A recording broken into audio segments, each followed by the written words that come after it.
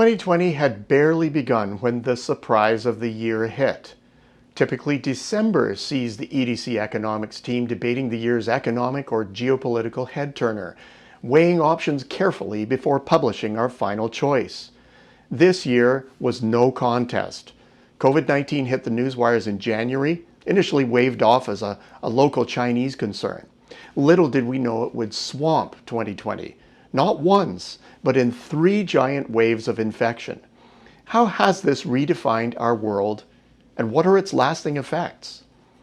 Well, first, it redefined recession. True, there were 2 back-to-back quarters of economic decline, fulfilling the standard recession definition. China's first quarter shutdown nudged global output down slightly, followed by the huge hit in the second quarter. The game changer this year was the speed with which output fell, the depth of the plunge, and the planet-wide reach of the problem. Many claim that in terms of magnitude, this was more like an economic depression. For all of these reasons, what hit us this year has little historical precedent. Second, 2020's debacle redefined stimulus. Not the types of stimulus. We had seen this year's fiscal and monetary measures before. Again, it was the sheer scale of measures that put this year's actions in the history books, and also the speed of implementation. Country after country poured untold amounts of public money at the problem, desperately trying to keep economic activity going as businesses shut their doors. At the same time, those with room lowered interest rates to rock bottom, then pulled out the stops on quantitative easing to ensure adequate liquidity in the system. On that note, central banks greatly expanded the list of assets they would purchase. Unfortunately, we didn't have lots of surplus cash to fund the public spending. It had to be borrowed. Deficits have ballooned everywhere with little regard for how it's all going to be paid back.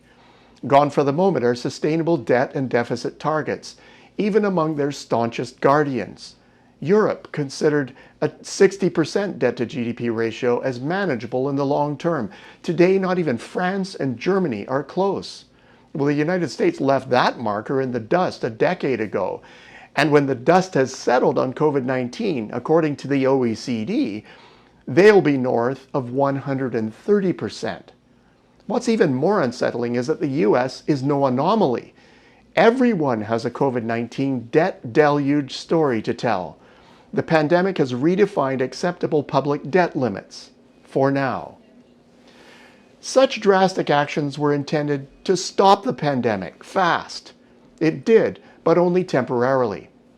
We've now seen an alarming 3rd wave of infections and a second serious, albeit partial, shutdown of activity that is again compromising growth.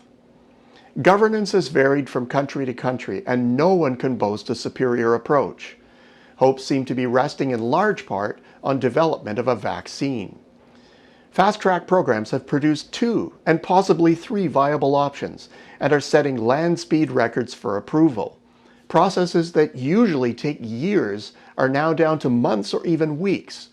It seems that the pandemic is also redefining the research and regulatory worlds. Let's face it, COVID-19 has redefined life. Social isolation has become the norm and will radically alter our upcoming holiday celebrations. Technology has made digital business ubiquitous and left behind a lot of the analog set. The permanence of these changes remains to be seen.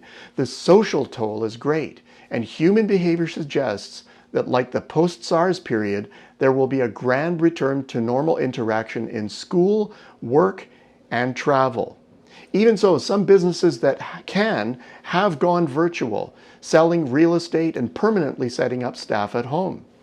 Well, depending on how long the pandemic lasts, virtual work, education, leisure, and social interaction could be more the norm. The bottom line? Summarizing the manifold effects of a tumultuous pandemic is at best a tough task. Imagining the future from a mid-pandemic perspective is perhaps tougher. What's crucial to keep in mind is that we all want this thing to be over. That's the point of all the above unprecedenteds. It doesn't mean that some things won't change. The multiple redefinitions guarantee that. But our great collective desire to return to normal is a massive impetus to move us back into that space, and as soon as possible. Well, as you prepare for a different sort of holiday season this year, may you find peace and comfort in the midst of this storm.